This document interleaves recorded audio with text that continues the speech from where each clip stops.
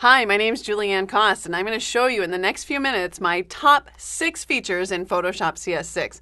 We'll start here with Camera Raw. You'll notice that the basic panel has been completely redone. It is now so easy to set my black point, set my white point, adjust my highlights as well as my shadows so that we can really see detail in there. We can zoom in, scoot over, and I can remove any chromatic aberration that I might get from a wide angle lens. And we can go to my tone curve. I have more control than ever now. I actually have it per channel, so I can come in here and do some color correction, like maybe warming this up a little bit.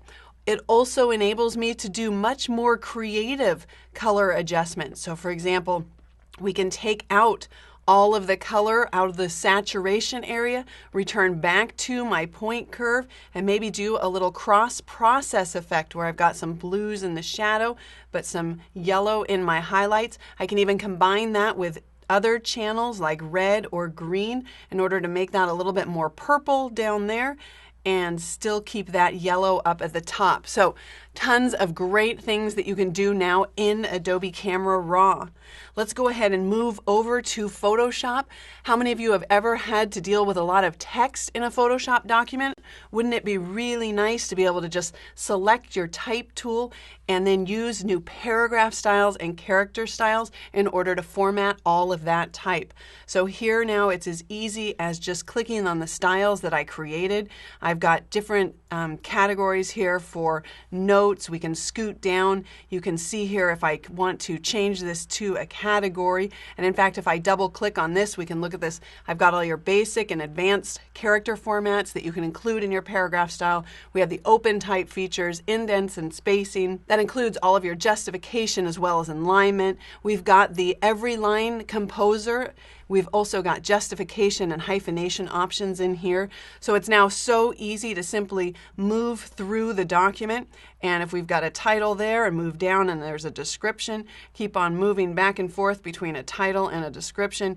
You can see that doing this across multiple documents, maybe if you're laying out a web page or something, this just becomes really, really simple and fast, and it makes your work consistent, obviously, across documents. Now, those are all paragraph. I can also change character styles. So just by selecting this type right here, we move over character styles. We can apply those. Obviously, we can come up here and apply this as many times as we want to. And of course, we can override that as well. If we don't like that red, we can change that to blue. You can see that I can hide that. And you'll also notice that it tells me that there has been a change that I can either update and actually make a new paragraph style from, or I can go ahead and just cancel that. So lots of flexibility here. You can import and export your styles. In addition, we've made a ton of changes to our vector shape layers. I can drag out a custom shape. I can go ahead and fill that shape with either a solid color, with a gradient, or with a pattern. I can choose a color from my image area here, and you'll notice that it keeps track of my recently used colors.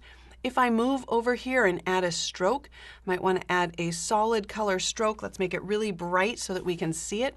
We can change the width of that stroke, and we can also come in here and make custom dashed or dotted lines in that stroke. You'll see there's more options here so that I can go ahead and change the dash and the gap as well as the alignment, the caps, and the corners. Of course, if we don't like that, we can just set that stroke to none. You can easily transform your shape layers. If I wanted to make a cutout, that's as easy as selecting another shape tool and then changing what it is that I want to create. So for example, we could subtract from a shape and I could punch a hole right in there. Or if I wanted to make additional shapes, I would just select new layer. We can go back to our custom shape. We'll drag out one here. Command J will copy it. We can move that over. And you can see now that I have 3 shape layers. If I want to merge any of these together, we can use Command E, and it will actually merge all of those shapes without rasterizing them. If I want to grab my path selection tool and just select one of these shapes, I can now quickly jump that shape to its own layer so that I can put different attributes on that shape. So tons of improvements there. All right, let's move to the next image. Let's talk about blurring an image. Obviously, we've got a lot of distracting elements on the left and right hand side of this image. So let's go in and we will add a tilt shift blur here. You can see that we can rotate this in order to get it to be vertical. Scoot it over right on top of that flower. We can change the width of these to determine exactly what areas I want to have blurred, and then I can change how much blur I want. So I'll just pull this in a little bit, and then to make this a little bit more realistic, let's go ahead and add a little bit of a light bokeh effect. You can see the sparkles that are starting over here. Now I probably want to blur that a little bit more, so now we can back off on that. We can really customize this to get it the exact way that we want it. Tap return or enter in order to apply that, and we can see a quick before and after. See how we just removed all of those distracting elements to really focus in on the one flower. And there's much more than just that. There's these two other types of blurs as well. We've got field blur and iris blur. Let's go ahead and start with field blur. I want to make sure that the rabbit stays sharp, so I'm going to eliminate the blur there, but then I'm going to set down multiple pins all the way around the rabbit, and here I can adjust each one of these individually in order to get just the amount of blur I want, exactly where I want it. In fact, for those of you who want more information, you can tap the M key. That will actually show you the mask, and then you can pull these further apart or closer together in order to get that mask to only affect the areas that you want it to, so that, for example, the little nose here of the bunny isn't blurred. Again, we tap the return key in order to apply that. And you can see there before and after. So it is so easy to get a selective blur on the image and really draw the viewer's eye into exactly the area that you want them to be looking at. Okay, the fifth feature is really a quick one, but I think it's very cool. I'll tap the C key for the crop tool. You'll notice now that I can go ahead and crop my image and move my image within the crop area. I can quickly crop actually outside the area if I want to add some transparency.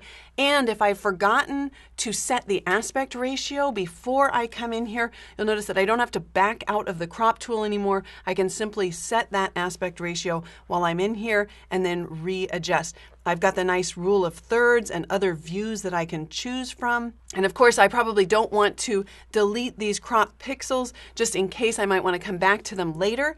One other thing that's kind of associated with that, Command or Control T to go into free transform. You'll notice now that I don't have to change the algorithm that I'm using. When I sample up versus sample down, I can select it right here, or I can just have Photoshop do it for me by choosing automatic. That way it will use the correct algorithm whether I'm resampling up or down. And in fact, that's even a preference here in general to go ahead and set that for your image interpolation.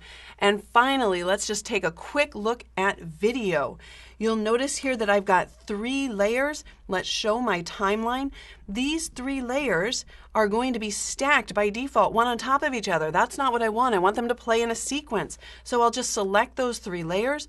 We'll use the new video group from clips option. And now let's zoom out so that we can see that indeed these 3 video clips are sequenced now. Of course, I can change the sequence by simply dragging and dropping the clips. I can change the endpoints and I get a nice preview there. Once I change the endpoint or the out point of a clip, you can see that Photoshop automatically will just scoot those over so there's no gaps in between them. I can also click and change the duration or the speed of the clip. I can change my volume and other options for my audio. I can even mute this audio that I recorded with this clip so that I could add a nice audio overlay to the whole series of clips that I'm using. And of course, I can use any of the features in Photoshop to make creative effects or to do color correction, for example. So if I've got this last clip targeted in my layers panel, you will notice that if I add maybe a color balance correction layer, and I just move this a little towards cyan and blue, you can see that it's automatically clipped that for me. I don't have to worry about it. That is the only clip that this adjustment layer is going to change. Of course, if I didn't want that, we could move above the clip. I could add another adjustment layer. Again, to make something really obvious, let's just add a black and white adjustment layer, and let's go ahead and shorten it. Maybe I only want it over this section of the clips, but it's over 2 different clips. Well, it's very abrupt the way I have it right now. I'd really like some help making some fades and some transitions. That's what this icon is right here. So we can fade that in and we can fade it out. In addition, I can make a crossfade between two clips. So again, so it's no longer a straight cut anymore. Now there's a nice transition from clip to clip. I can also fade in from black at the beginning and fade out to black at the end. So let's see what that looks like. We're going to fade in. We'll see the first video.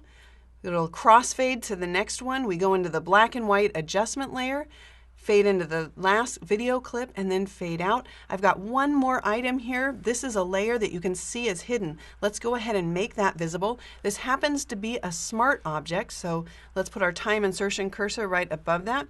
And what I want to do is I want to change the transformation properties of that.